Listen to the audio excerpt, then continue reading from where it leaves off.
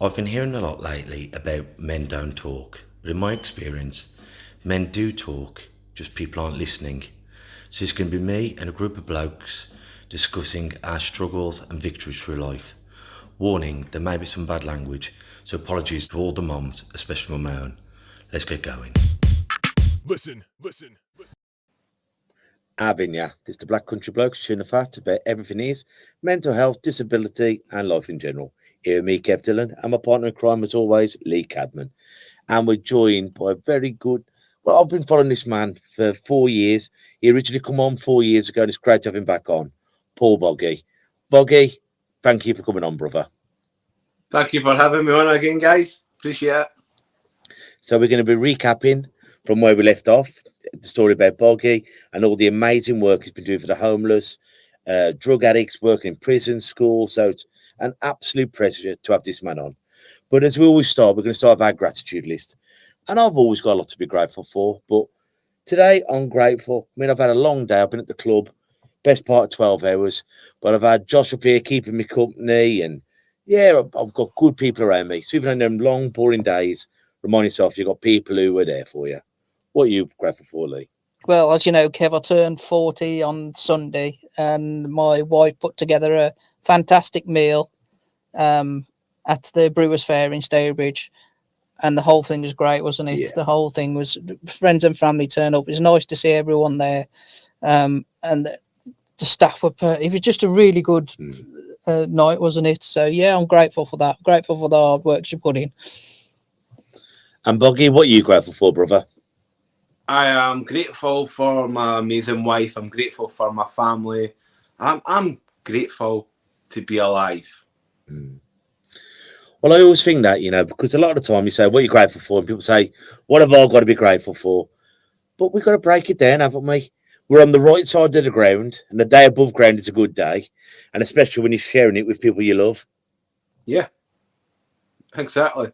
I think we very much take life for granted. Everyone does, most of can't say everyone, the majority of people, we just take life for granted.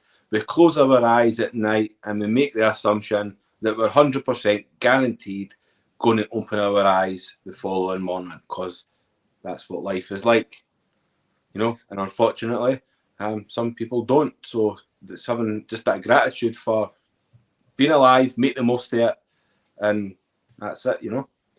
Well, when you first come on, we were in our first lockdown, and how the world has changed in that 4 years. Because at that time, the boxing club closed, everywhere closed. We were doing our podcasts from in my living room, funny enough. We were just doing it from all remote. And at that time, it was the Black Death. We thought we were going to die. It was going to be a zombie apocalypse. And it sounds ludicrous now. But 4 years ago, it was a very scary place, wasn't it? Yeah, it was that. It was the unknown. Nobody knew what was happening. Everything was closing down, and people were being told to stay indoors and don't interact with other human beings.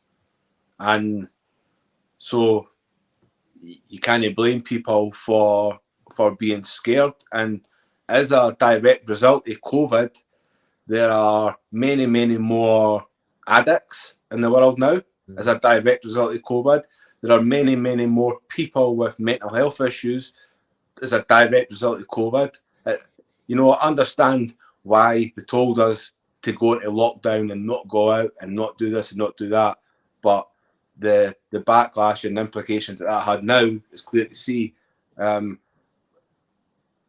If you're not at work, and I deal with a lot of people who would go to work Monday to Friday every day, come home, have a couple of beers at the weekend, and then they began to have to work from home. So what they started doing was having a couple of beers when they were at the laptop, because they didn't have to go out. They're in the house, a couple of beers at the laptop, started doing it Monday to Sunday. And then the beers turn into vodka, and they start getting more and more drunk at the laptop. The time comes for them to go back to work. They're not in a fit state to go back to work, lose their job, and then the shit hits the fan. Yeah. Literally, you know, and it's thankfully it's over now, for the time being anyway. Well, that's it. We're still seeing the repercussions of it because, and we'll move on to your life in a bit, but if you had tasted mental health, you know what I mean? If you hadn't tasted mental health, it gives you a glimmer of it, the isolation, the depression, the anxiousness. But if you had mental health already, it threw petrol on an already angry fire, didn't it? And then if you had an addiction, it magnified it. Your casual weekend drinker, as you say, every day. Or if you had substance abuse, you had nothing else to do. Wake up, get straight back on it. Even if you say you're working from home, it was a very, very tough time for a lot of people. Yeah, a really tough time, and a lot of those people are still suffering the consequences right now. A lot of people have lost their lives, no doubt, as well. It's not an easy thing to be secluded from your family, your friends, your work colleagues, from everyone in life, and told to sit in the house on your own, because there's some killer virus kicking around the globe that if you put 2 foot over your front door, you're going to die. And all this scaremongering started. You know, we went and get jags for the doctor and told that we won't be able to go on the family holiday to Spain ever again if you don't get a jag. You won't be able to go to a nightclub or a pub to have a pint of beer with your friends if you don't get this jag. And it was just a lot of scaremongering, which pissed me off, guys. To be honest, you could probably tell. I felt for me to do what I'm doing, I'm going into prisons and schools and doing my motivational speaking. They're telling me I won't be able to do that if I didn't go to the NHS and get this jag. So I done it. And then 2 months later, I get another letter through the door saying, Paul, that first jag that you got, that's not enough. We need you to get another jag. And I was like, come on now. Come on now. Like, pincushion, is it? Is that what you think I am, pincushion? I was like, so I got the second one against my better judgment because I wanted to keep going into prisons and schools. I wanted to do that. So I got the second one. Then the third letter, we need you to come back. I ignored it. And I kept getting reminder letters, ignored them, said to the wife, enough's enough. I'm not going for this booster every 3 months or every 6 months and all the rest of it. And I know a lot of, it's one of those subjects, a lot of people did get it and understand why, and a lot of people never got any jags. I understand why as well, you know, but it's at each person to their own. You know, It's me and Kev are the same. We did the first 2, didn't we? And then was like, come on, if that's not sorted, that's enough. But you know what, Paul, the thing that really scares me, if we do have another incident like that or worse, now I know I wouldn't go and get a jab now.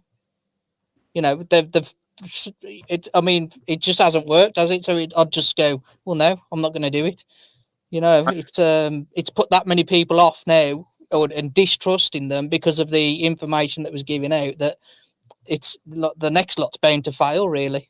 Yeah, and you won't be alone in that, Lee. I think the vast majority of the population will be in the same mindset. You know, you can understand perhaps people, the elderly, or people with illnesses that have got poor immune systems, you know, to go and get extra help, whatever's in it. But I think for the vast majority of the population, they're going to be like, you can run and jump. I've been here before. It never worked. It's not going to work this time. I'll take my chances. So, yeah. But, I mean, since lockdown, I mean, because we were talking off air, how much you've come on since then. But do you want to just, for those who haven't seen the first episode, just tell a little bit about your life? Yeah, so I'm from Edinburgh. You can probably tell by the Scottish accent. There's going to be a murder. Right, so I'm from Edinburgh, a good upbringing, good parents, close family. relatively ordinary upbringing. I had some trauma events, if you could put them that way, which are in my book, so we can get to in a bit. But heroin flooded into my area, into my council estate when I was 18. Didn't really have any idea of what it was. All my friends started chasing the dragon, which is smoking heroin on tinfoil. And I had no idea what the hell they were doing. So, unfortunately, circumstances, I ended up trying it for the first time. And I became addicted. My addiction lasted for 7 long years. I then started using other drugs like crack, cocaine, methadone, tablets, Valium, cannabis, just really cocktails of whatever drugs I could get my hands on. Depression soon set in. My depression turned to little bits of self-harming, which was only ever a cry for help. I knew what I was doing. I had no intention of committing suicide. I was struggling, crying every day and all that stuff. And I started cutting my arms as a cry for help. Never received the help. A lot of people didn't know how to talk to me when they seen my arms. It's almost like they would try to ignore it and kid on that they never seen it. You know, it was clear to see my arms were a mess. And then I had this amazing idea to commit suicide because I didn't want to live in this horrible, evil, greedy, nasty world that we live in. And it's still like that today. And it was like that back then. I'd seen human beings treating other human beings in horrific ways. I, myself, couldn't stop heroin. I couldn't stop the drugs. I couldn't escape the feeling of guilt and the shame. I was seeing it was destroying my family's life. It was destroying my life. It was destroying everybody that I loved in life. Just destroying them because I was on self-destruct. So I thought, so it makes sense. It makes sense for that to be the case. And I felt happiness for the first time in many years when I had this thought about a drug overdose. So I planned it all out that night. I put Automatic for the People, my favourite REM album, on. Out of Time's amazing as well, but Automatic for the People. And I closed the doors, battened down the hatches. I'm about to say goodbye to the world, say goodbye to my family. And in my mind, I'm in a different place. My pain's not going to be lasting for much longer. But it's almost there. It's imminent.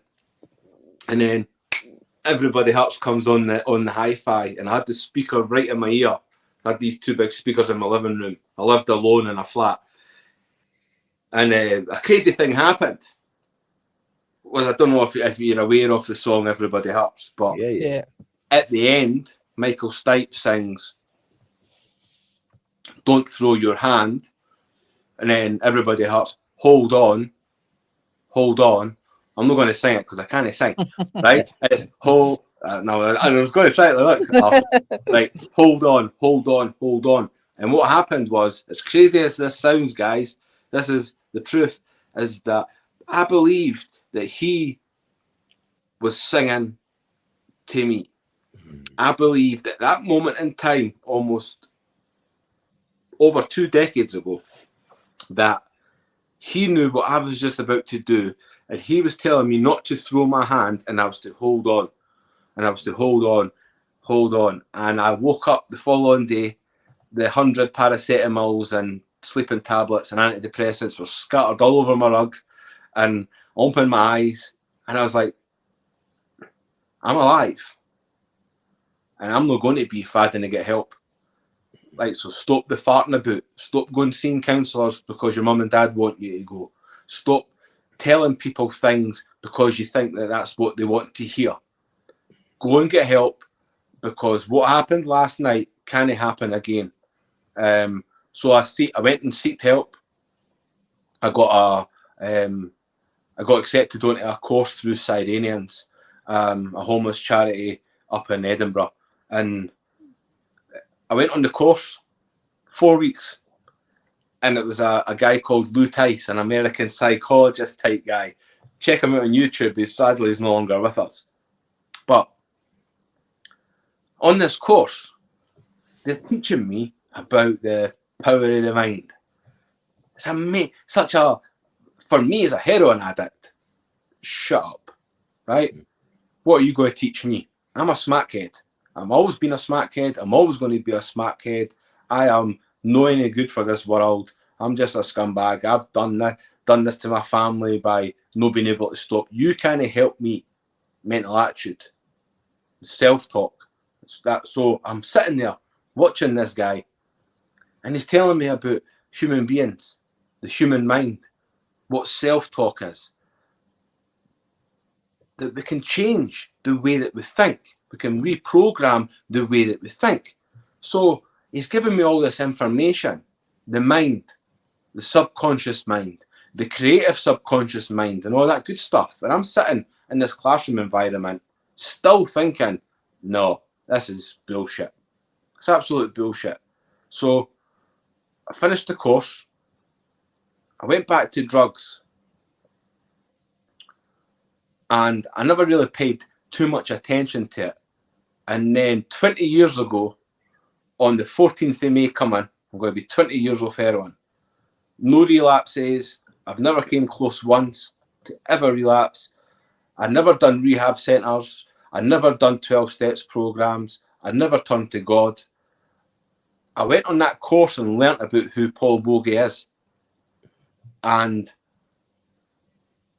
what I was taught, I woke up 20 years ago in the morning. Something's different.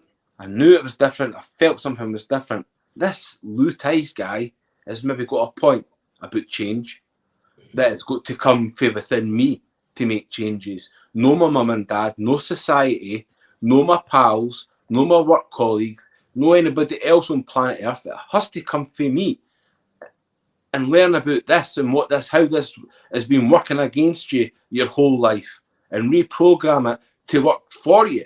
So I would put my nose in the mirror. Am I allowed to swear? Yeah. Oh, I didn't know if you guys have noticed this, because we're what, almost 20 minutes in, and I've not swore once because I wasn't sure. You can swear much you want. Because I genuinely, I swear like a trooper. As everyone knows me, I swear a lot, right? So 20 years ago, I got up under 8.5 stone. Doctors told me I'm going to die of malnutrition long before heroin ever kills me because I'm not eating. I had all the methadone, all the drugs, I'd had heroin the night before. I had everything on the table that I used to take every morning.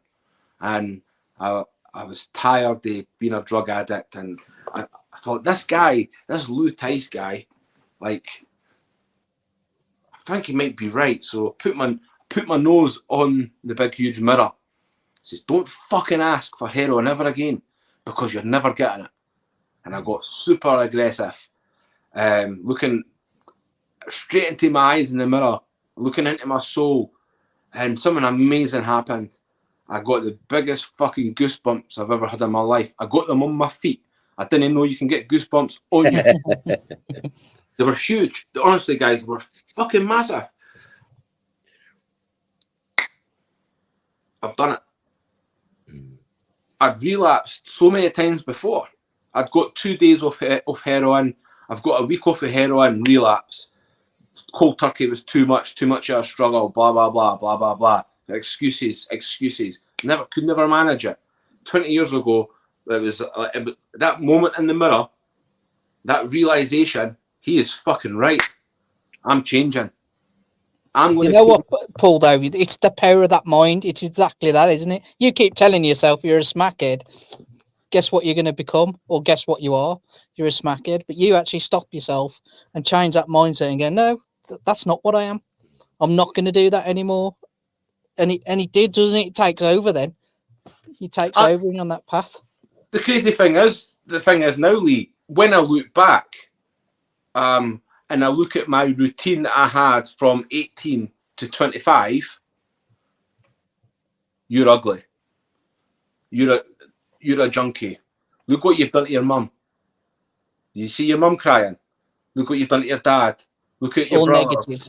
Everything. And look at this. Look why you've done that. Why did you have to do that? Why did you're just a fucking idiot. Why you? That's all you are. You're a fucking idiot. Every day, every morning, right? And then, is it any wonder that I ended up heavily depressed, taking even more drugs, and ending up suicidal? I understand now, you know, and hindsight's a wonderful thing. But, you know, when I look back and I just think, fucking hell. Like, and then when I learned to change and not be so hard on myself, and it was like, well, aye, nobody fucking forced me to take heroin. It is self-inflicted. I've made a hell of a lot of fucking bad choices in life. I've done a hell of a lot of fucking things that I'm not proud of in life. But do you want to know something? It doesn't have to define me. I can change. I can be a better man. I can get what I can do. I can go and fucking bring some good into this world that I hate so much. And that became my driving force. Was, well, do you know what? Aye, there is a lot of evil in this world, and there's a lot of nastiness and everything. And me sitting wallowing in self-pity is only going to bring me further darkness. And I didn't want to live in the dark. I've lived in the dark for 7 years with that fucking horrible drug. And I'm going to break free, and I'm going to move into the light. And the light started shining that moment in the mirror. I hadn't even started cold turkey. I hadn't started detoxing. I hadn't done it, and I fucking knew. And it's strange, guys, because if I never said anything back early on, can you imagine someone that's relapsed a dozen times and say to my mum, please, can I get 20 last pound? I promise I'll stop. Right? My mum gives me £20. I go and buy a bag of heroin. The following night, Mum, I'm sorry, I lost the £20. Can I get another £20? Right? It's bullshit and lies. So when that moment happened, I knew that I couldn't tell anyone because they're all going to doubt it and they're all going to question it and stuff. So I kept it to myself. I knew up there, thanks to Lou Tice. I knew. All I had to do was stay strong. And I knew that's the only person who needed to know as well, isn't it? Exactly, mate. Exactly. I knew things were going to get tough physically. I knew I was going to be shitting myself and spewing and sweating, the restlessness, the shivers and all that bullshit. I knew what I had to go through, and I knew it was going to be a long time till that subsided. And I thought, you know fucking what? It's going to be worth it to get my life back. So I went through that, and then early on in recovery, I started running around Edinburgh like Forrest Gump. Whenever I felt angry, heroin's my friend. Whenever I felt sad, heroin's my friend. Anxious, heroin. I'll take all these feelings away. Heroin takes all these feelings away. That escaping reality and that numbness. And I fucking loved that, guys. I loved that relationship that I had to be able to take all that shit away. Heroin gave me that. And then I found running. And running started to give me that same release. Like whenever I felt angry or sad, I put my running trainers on and put music in my ear and just pounded the pavements. Then I started going to lift weights. So I started going to the gym. I had become addicted to running. I became addicted to going to the gym. And then I became addicted to the boxing training. I found that, you know, this anger and this angry man, you know, that does all these built-up frustrations, I really found that putting on mitts and smashing the fuck out a heavy bag for an hour, I really found that after the hour, having my shower and coming at the gym, I just felt like a huge release. Like I just felt better. So I kept going, and every time I would go running. I'd do some weights in the gym.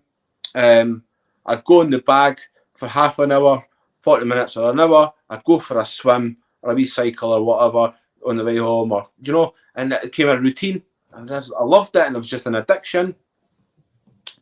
Life goes on. I put the weight on. I start to look healthy, and then at the age of 30,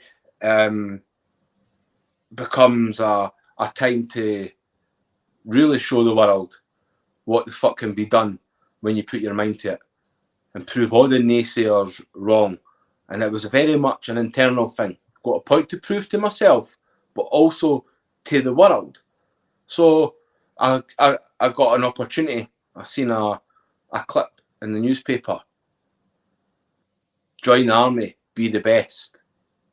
All right, I'm nearly fucking 30 year old, but I'm fitter than most people that I know because of my newfound addiction. I'm fucking ripped. So I was like, the cut-off age to join the army used to be 27. My time to be a soldier had been and gone, and I was in Edinburgh walking along the high street at Shadwick Place, and there's an army recruitment centre there. And I remember seeing it, and I was like, I'm going in. Didn't know why. I walked in, sat down, gave the corporal behind the desk my name, sat down. Pike Major of the Scots Guards in the office, shouts me in, looks me up and down, how fucking old are you? And I say, nearly 30. Are you fit? He says, I run like 5-6 days a week, lift weights, boxing, swimming, cycling, active. Just keep it that way. I'll get you Scots Guards. Gave me a few pamphlets, and then that's it. I'm away, doing to check what Scots Guards are. Thinking when I first see it, just a toy soldier. That's it. Right, that's all the day. Just stand outside fucking Buckingham Palace. It's not really a soldier, is it? Right, but I'm still thinking to myself, fucking hell, he's told me I can be a toy soldier. How amazing is that? That'll prove a point to everybody and to you. Let's do it. So, and then it turns out that obviously they're fighting soldiers at front line. They're going to go front line and fight. So that was a little bit, took me a little bit more time to try and digest what it was that I was considering going and doing. But ultimately, my mind was strong. My physical being was stronger than never been. I was like, do you know what? Let's fucking go and do it. Let's put your heart and soul into it, right? And let's go and fucking achieve it. So I went to the medical, told them about the heroin, told them about my past. They said, enjoy basic training. I go down to Catterick. I pass out as a fully fledged guardsman, get sent down to London for 9 months, standing outside Buckingham Palace, St James's Palace, Tower of London, Windsor Castle, 5 years after being a smackhead. So there wasn't really a lot of time had passed. 5 years after, I'm standing outside Buckingham Palace, presenting arms to the Queen when she leaves. Two complete and utter different worlds, isn't it? There was a time, Kev, where the way that I looked back in the day, if I was down there at the Iron Gates, the police would come over to me and ask me what I'm up to. Are you shoplifting? Are you pickpocketing? Right, you need to move on for here. They would have probably moved me on. And they're like, and 5 years later, I'm on the other side of the Iron Gates with the utmost respect for the police and everyone in society. Them respecting a guy like me who 5 years prior had spat on me and pissed on me and called me names, junkie, smackhead, called me all these horrific names. The same society that I didn't, and it was this newfound pride in myself for having achieved it. So, 9 months down there, I get sent back to Catterick, start my pre-deployment training for my first tour. I'm due to go to Afghanistan with all my pals. coming back from Edinburgh, passing Newcastle. My army friend crashes the car at 70 miles an hour. I break my back. I crush my spine. I'm left in fucking shit state, lying in a pile of snow in a field somewhere. My face is all fucked up and my back's broken and my spine's crushed. So, still back then, my mind was like, I'm going to Afghan with my pals, right? I'm pleading with them all. Doctors and surgeons have just come in and said, Paul, like, told me about my injuries. Aye, but I'm still going to Afghan, right? I'm still going to Afghan. They said, you need to speak to your superiors about that, Paul. They came in to visit me in the hospital. It's like, Paul, how are you doing? How are things and all that? I was like, aye, I'm good, sir. I'm good, sir. How are you? Aye, sir. I'm still going to Afghan with my pal, sir, right? I know I had like fucking a few months. Right? I'm still going, eh? And they're like, Paul, concentrate on recovery. Didn't think about that now. You nearly lost your life. So just get better and get back down to cataract and amongst the boys and you'll feel better. So I was like, aye, sir, but I'm still going to Afghan, right? And I was like, fucking hell. It wasn't realistic. I got medically discharged 2015. I got sent back home to Edinburgh with my prescription for tramadol and codeine, opiate medications. The army knew about my heroin addiction, but there wasn't any other pain relief they could give me, guys. That was my options. I ended up back on codeine, tramadols and all that good stuff. I ended up a drug addict again, through no fault of my own this time, because of the physical pain I was suffering. Still suffering now, you can maybe tell through the camera, but I'm fucking in shit state. But so I was taking the tablets, but then I realised that when I started to wallow in self-pity about all my pals getting promoted, everything's moving on, and I'm broken, and I can't do anything, I can barely walk, and feeling all sorry for myself, I started to use the drugs the same way as I used to use the heroin, to escape reality, to forget about the anger, the sadness, the jealousy, the darkness that I was living. And I started to use those drugs for a short term to help me to get away from that. Started smoking cannabis again, cocktaily drugs, diazepam and stuff. I know it's not any good. So things got very, very dark. And then I moved from Edinburgh over the bridge into Fife, into the country. And lockdown happened.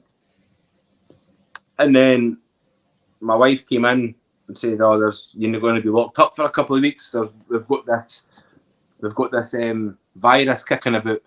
I'm like, fucking hell, 2 weeks. What am I going to do? I'm going to write a book. So I was like, yeah, I wrote Heroin to Hero, 3 days and 3 nights. I've been writing all through my recovery, keeping little post-it notes and little jotting notes down and stuff. Pulled it all together, published the book, uploaded it and that, published it, and says, well, what am I going to do with my life now? Because I need a purpose. I know this. I know this about myself. I need a fucking purpose. So I was like, well, do you know, donate every single penny to homelessness in Scotland. We live in this day and age. There shouldn't be homeless people. There's no point in moaning about the government. The politicians are all corrupt, and there's no point in moaning about it, Paul. Just do something about it. You're just one man on his own, right? Then never let that stop you. And this is my self-talk. This is the way I'm starting to talk to myself. Didn't ever let anybody tell you that you can't do it, Paul. Give away all the money for your book. Generate some funds and go out in the streets your fucking self if you have to. And walk the streets and find the homeless people and talk to them and give them your military sleeping bags, your boots, your socks, your hats, your gloves and all the stuff you supply. So that's what I've done. And then I was like, I'm not going to stop there because my mind doesn't allow me to have a ceiling. I'm just going to keep fucking shooting for the moon, and just keep going and try to help people as much as I can. So I just reached a I just reached a milestone 2 weeks ago with this. £20,000 I raised with this. Brilliant. Fantastic. Brilliant, brother. You know, and that's just through social media, just through putting myself out there, making myself known. Ended up doing something like 74 podcasts. You guys obviously being one of the first. You know, and just networking and self-promoting. You know, and when I wrote the first book, I was still using the drugs in a slightly dark place. And I decided when writing that book, when I was talking about how I broke my heroin addiction, that moment in the mirror, needed to have a talk with myself, a very stern talk. I'm sitting there writing this book and thinking, what the fuck are you doing? You're sitting for however long, feeling sorry for yourself. Jealous, anger, darkness. Oh, poor you. Shut the fuck up.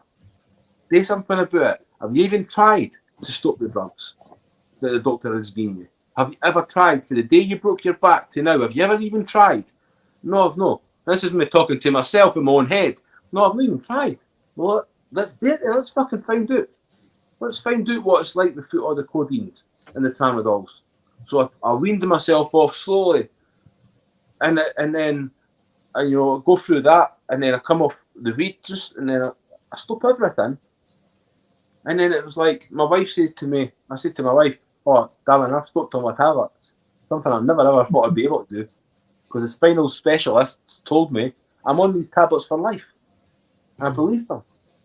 So I stopped it myself during lockdown, just after writing that book, and I was like, what's your back like? I stood up, sat down. Stood up, sat down. She said, how's that? And I says, darling, my back was fucking sore before. And it's still sore now. Do you know? It was like, it wasn't like the codeines and the tramadols were taking all my back pain away. They were just maybe just dulling it a little bit. But, you know, the pain's there 24/7. Without surgery, I'm never going to escape that. That's life. There's people worse off in this world than me. So stop wallowing in self-pity and let's go and let's give back. Let's help people less fortunate. Who less fortunate than the homeless? But it is like what you're saying about, like, I can either make excuses or I can make changes.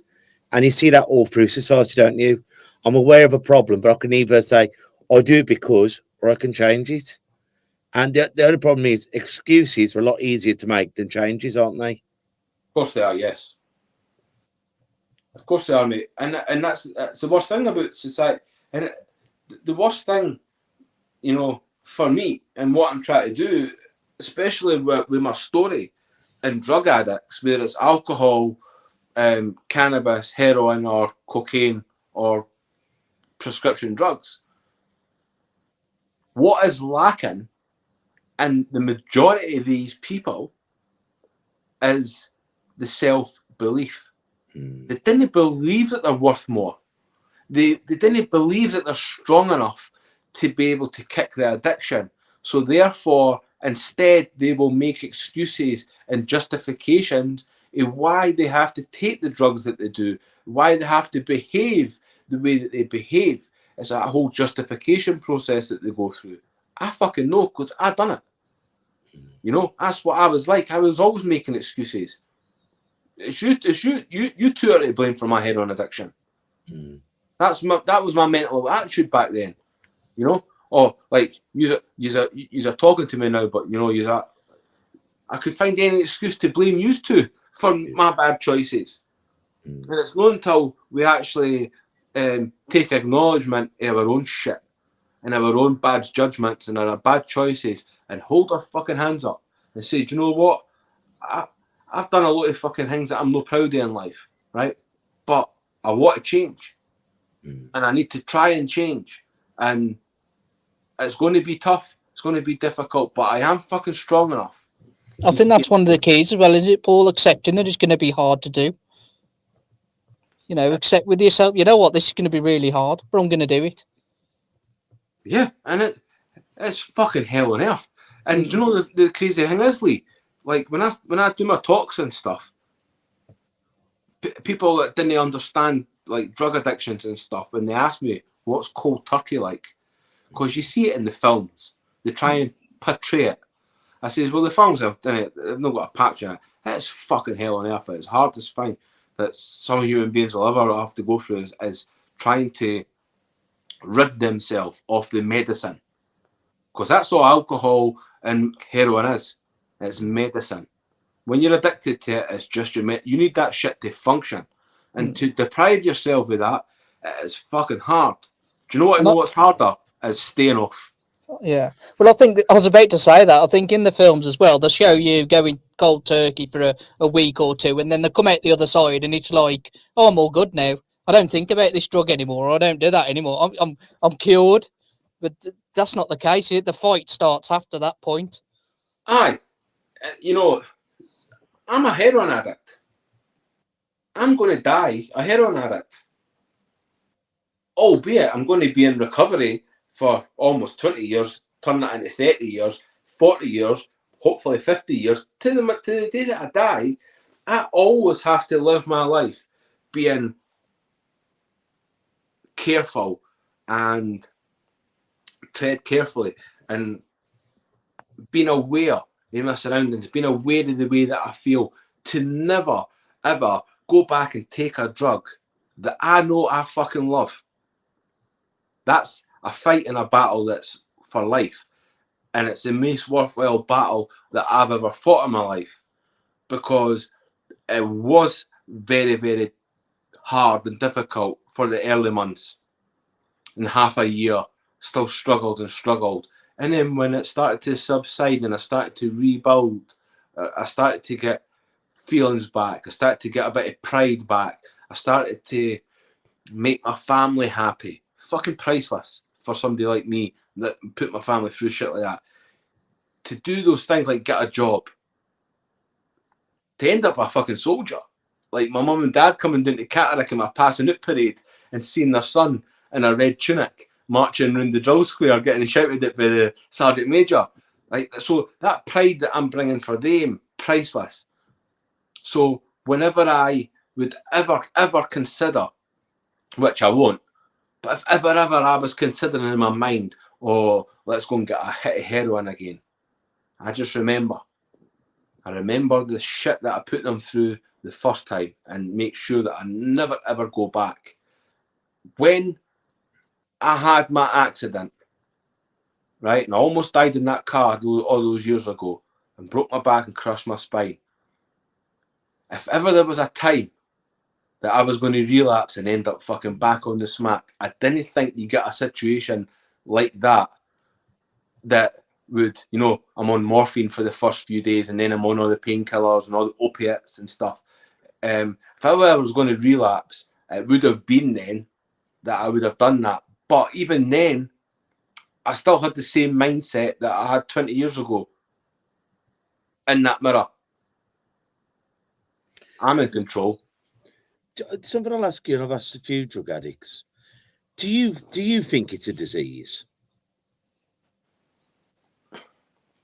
It's a difficult one. Most people do. Me personally, this is what I want to ask you. I personally don't. I think it's an illness, but it's not a disease.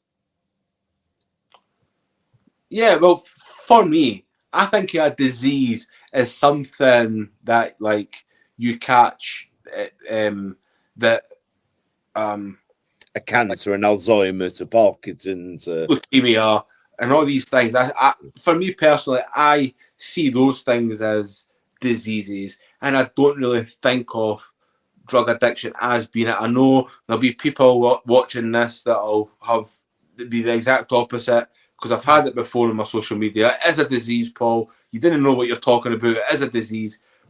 Listen, folks, anybody watching this, you're entitled to your opinion.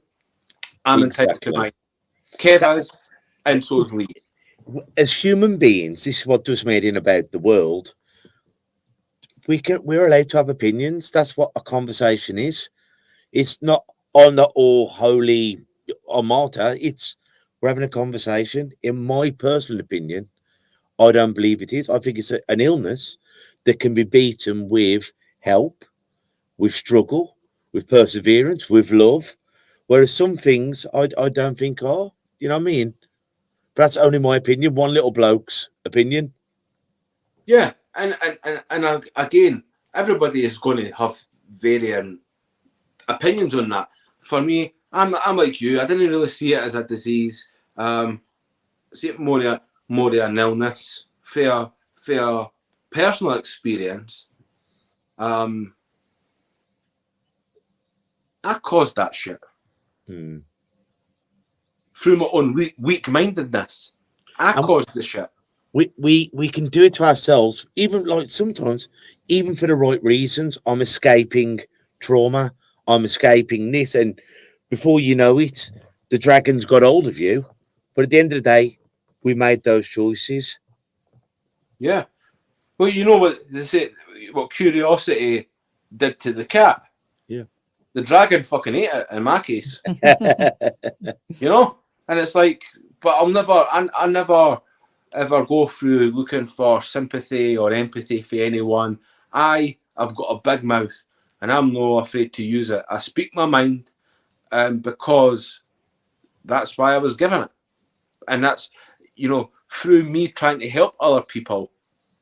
I didn't want to, you know, agree or disagree with, if you two guys were to sit here now and I'm a guest on your podcast and you were to say some things to me that I did not fucking agree with, I would say that's bullshit, guys. That's not the way it is. It's actually this way, in my opinion, right? Because that's all it is. It's just my opinion. But, you know, and that's how I go through life. And I rub people up the wrong way. I'm a bit like Marmite. People love that I'm so brutal and open and honest about my journey, talking about suicide and this, that, and the other so openly. And it scares the fucking living daylights out of some people. They can't understand why I would want to do that, or they can't sit and listen to me talking about it. So, but it's a man's journey and his experience of that journey. And what else can you lie? You're not fabricating. You're not talking about period pains. You're not talking about the mental side. This is my life and this is my perception of it. And that's honesty, isn't it? well, I've got another bit of honesty for you.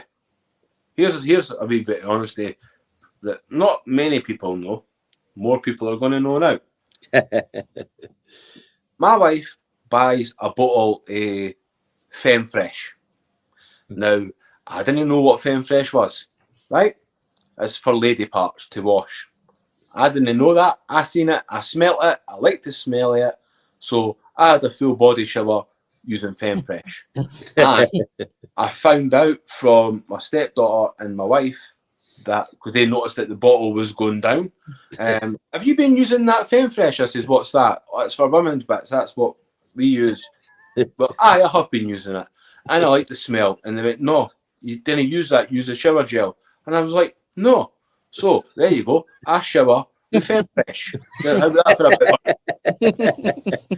get addicted to that. Don't put that in a pipe. No, definitely not. Definitely not. But I mean, jokes aside, I mean, I've loved following you for the last 4 years since we first met, and the amount of like sleeping bags you've created, got together, it's been amazing. Tell us a bit about that. So initially, I know homeless people don't need sleeping bags, right? They need a fucking house. Yeah. They need a flat. They need a roof. I know that. But I'm one man, so I'm not going to be, I can't afford to buy everybody that's homeless a flat. So I thought, well, get sleeping bags, I'll get other supplies, and I'll get things that they need right now to make their life a little bit more comfortable than what it otherwise would have been without me in the world. So I got the money for the book. Got the money for the book, started promoting it on social media and stuff, and I've sold over 2,500 copies all over the world, all corners of the globe. thanks to Amazon, I've been able to buy it. So that's amazing. And then I had to source sleeping bags. So, well, I'm a veteran. That shouldn't be so difficult. I can hear. I'm reading your minds, everyone watching, including you, Kevin Lee. That shouldn't be so difficult being a veteran, should it? I mean, surely not. They incinerate sleeping bags. Every time somebody leaves armed forces, the sleeping bag goes into an incinerator, right? So, but I needed sleeping bags. And the military sleeping bags are the best. They're the best. How amazing would it be to get some of those sleeping bags for the homeless people, many of which are veterans, sleeping on our streets all across the UK, right? So, ding, let's go. Picking up the phone, sending emails. Please, sir, this is what, blah, blah, blah. No, Paul. Do you know what would happen if a homeless man was found dead in a military sleeping bag? How bad that would look on the armed forces? Yeah. And I'm like, you fucking having a laugh. Wait a minute. Fucking rewind. So you try to tell me that it's better for them not to have it in case that, it surely is giving them a fighting chance for them to have the better stuff. So that was a no.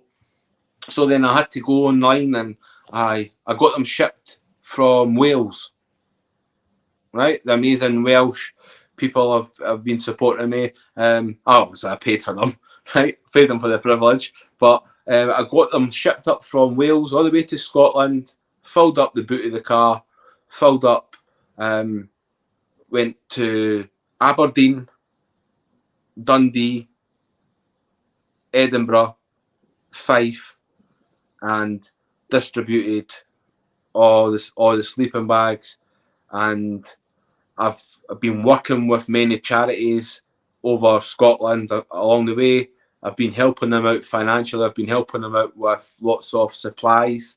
So basically, I'm buying the supplies myself, and I'm distributing them through either myself or volunteers. That I've got amazing volunteers that are part of Paul's Army. These people that support me, and they're helping me to move the supplies from A to B. They're helping me to get out in the streets, walk the streets, go and meet the homeless people and give them the supplies that I'm providing. So, and that's where I'm at now. And I've just made another big shipment. That's another 12 shipments are due to hit my front door in the next week. So I'm going to be out again. And this is all in celebration of my 20 years clean of heroin and the £20,000, 2020. So that's why we're going to be doing that this year. But it's nice. It does a lot for me, my own personal mental health and my own personal pride, and confirming about the power of the mind. We were on about the power of the mind earlier because of how active you are on social media and getting in touch with people and begging them who've had mental health problems or have homeless problems, and eventually you start thinking, have I got it in me? And then lo and behold, you had a good story there, didn't you? Yeah. So I've reached all across the UK, all across the world. I've sent messages and emails to the craziest sounding people. I'm not going to bore you with the list of names. Think about the most famous people in the world that you know. I've messaged them. And I've messaged them about my book and said, please help me raise awareness in my book because I want to help the homeless in Scotland. And 98% have ignored me, right? So it's very disheartening, but my self-talk, keep going, Paul. So I am a huge R.E.M. fan. Been my favourite band my whole life. During lockdown, the beginning of lockdown, I got a P.O. box from Edinburgh, from R.E.M. headquarters, the address, to send a signed copy of my book. So I signed it, I put a little note inside, sent it away 3 years ago, heard nothing back. Bombarded them with follow-up emails, follow-up messages, please, I don't want anything else. I just want to know that the book arrived. I just want to know that the book's been handed over to Michael Stipe. Blah, blah, blah. Bombarded them a little bit. Then gave up. Wasting my time, wasting my energy. It doesn't matter. Keep doing what you're doing. 2 weeks ago, postman comes to the door. I go through, pick it up, look at the postcode, and on the back it's got Georgia, Athens, P.O. Box. Georgia, Athens? Who the fuck for Georgia, Athens is going to be sending you anything, Paul? Opened it up, and let me just read this. So I had it up there. And on the back, so Michael Stipe. Dear Paul, I received your book and want to congratulate you on your advocacy and thoughtful, needed work with people who are people who are starving. It is truly heroic, and I commend and salute you. I hope this note finds you well, inspired, and excited for the future. All the very best to you, Paul. Michael Stipe, February 2024. And I was like, no fucking way. My hero has just sent me a fucking signed note, and that's why it's in the acrylic. My wife got me because I had to. At first, I doubted it, and then I had to go check its authenticity, and I was like, no fucking way, man. So isn't it mad when you needed it again? The same bloke who sung the same song that saved your life. Isn't it funny how that person comes to you when you most need them? Yeah, and it's like I was saying, like you try so hard, right? You try so hard to reach people, and everybody's doing their own thing and stuff, and I get it. And unless anything is directly impacting or affecting a lot of people's pockets, you're pissing into the wind. So, but if all the people that I've messaged, all of them, if you say to me, right, Arnold Schwarzenegger, Sylvester Stallone, Donald Trump, Alan Sugar, James McAvoy, all these people, all these mad people that I used to message, and all these celebrities, all these mad, or Michael Stipe. If you had to pick to get a personal signed note for any of those people, put Michael Stipe. Yeah, I'd bite your fucking hand off every day. Michael Stipe. He's the guy saved my fucking life. Literally, he saved my life. I would not be here if Everybody Hurts did not come on and tell me to hold on. You know, so it was my life dream to, first of all, to be able to send him a book to say thank you for what he's done in my life, but to receive a response and him saying thank you to me for what I'm doing. I can't put it into words. It's only been 2 weeks and it's still no sunk in. And what about your new book? What's your new book about? So this one was at the end of the first book, guys. I was still struggling with my addiction problems, and it got left that way. So over 4 years being on social media, I have headlined Army at the Fringe for a full month. I've got a show, a play. I visit in schools, prisons. I have been dealing with some amazing people. I've got a free link to the show if you want to see it. You two guys, anybody watching, just message the page and I'll send it over. But more importantly, I'm drug free. I'm 4 years drug free, and that's pretty fucking awesome. And it's pretty. It's a very important bit of information that needs to be put out there to the world, especially after the first book. I didn't want to leave it like that. I talked about it being a dream getting clean. Well, I achieved my dream through relearning about the power of the mind, self-talk. I'm in control. I can change.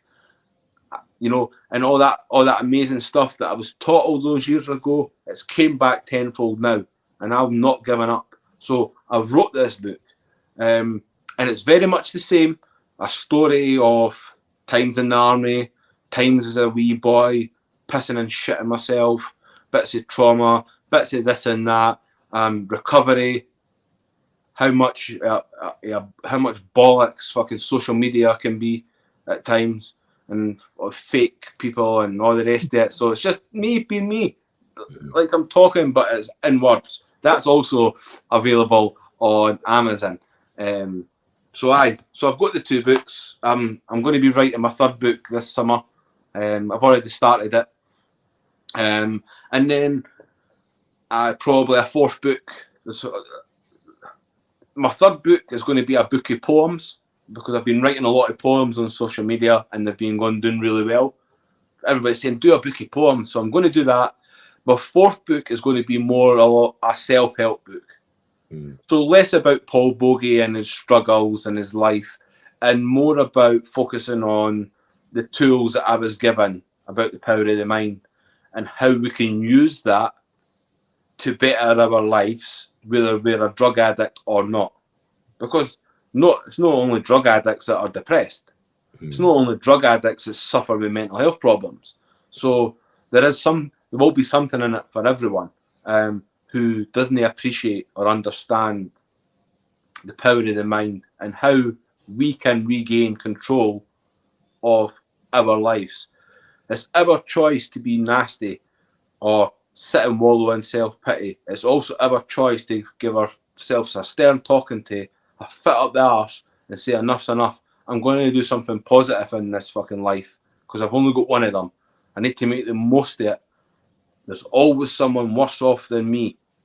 You know, when I start feeling that way, I always think there's a lot of people way worse off than what I am. And that helps ground me and brings me back to snapping out of the bad mood that I'm in or the bad attitude that I've got. I always like, shut up, man. What have you got to really moan about? Like, you know, and that's just my self-talk's just a daily occurrence. Well, thank you, bro. I mean, I've really enjoyed catching up with you again. Where's the best place for everyone to come and find you? Facebook. Sorry, guys, I was having a drink there. And can I just apologise, right? I know we need to wrap it up. I just want to say sorry. Right. These 2 guys, because I talk for fucking Scotland. And I know I know that about myself. I wanted to have a wee bit more banter and have a wee bit of a joke and a laugh at you, but I get so carried away when I'm talking. It's passion, Boggie. I love passion, and you've got loads of it. Yeah, you're on here to talk about yourself. You steer the ship. You've had such a wonderful story. I'd love it one day, brother, if we could meet up face to face. You know, and we'll either do this, you know, and we'll do it live, and we'll have we'll just sit down as 3 blokes and chew the fat. Yes, and I've got plenty of fat to be chewed because I've still got a lot of belly. It's fucking massive. So anybody that is going to be watching this, I'm on all social media platforms, but I would appreciate anyone coming to Facebook if you've got Facebook. That's where I do my talks on addiction. That's where I do my talks on mental health and on my progress with the homeless. It all generally goes up on Facebook. But if you didn't have Facebook, I'm on everything. LinkedIn, YouTube, Twitter, Instagram. I'm not got Snapchat, so don't be trying to Snapchat me. But aye. TikTok. I watch you on TikTok as well. You're on all of them, aren't you, bro? TikTok, yeah. Aye, and come and follow me and join me on my journey. If you are doing that, please remember, if you're doing that off the back end of watching this, make sure that you let me know. Say, hello, Paul. I caught your podcast with Kev and Lee. You know, make yourself known. Say hello, because I didn't fucking bite. I maybe look like I would bite. Honestly, I didn't bite. And before you go, bruv, have you got any quotes or sayings that have helped get you through life? Well, at the end of each live stream on Facebook, I say the same thing, right? I've always said this to the bairn since she was wee. If you can't be good, don't be bad. And my favourite one is, it's not weakness to ask for help. It's wisdom. Yeah. I'm going to say that one more time. Listen to what I'm saying, everybody watching this. It's not weakness to ask for help. It's wisdom. And that's all I want in life, is people to just be wise and say, I'm struggling and I am going to ask for help. Didn't sit in the darkness when you didn't have to. Well, bruv, stay on the line because we'll have a chat off there before you go off. But to everyone out there, thank you ever so much for watching. I want you all to take care of yourselves and each other. Ta-ra a bit. Listen. And that's a wrap for another show. But if there are any comments or messages that you would like us to read out for our next podcast, please be in touch. There are also lots of different organisations at the bottom of this page, and hopefully they can help you or someone you care about. Please share this to spread the word. Until we talk next time, ta-ra a bit.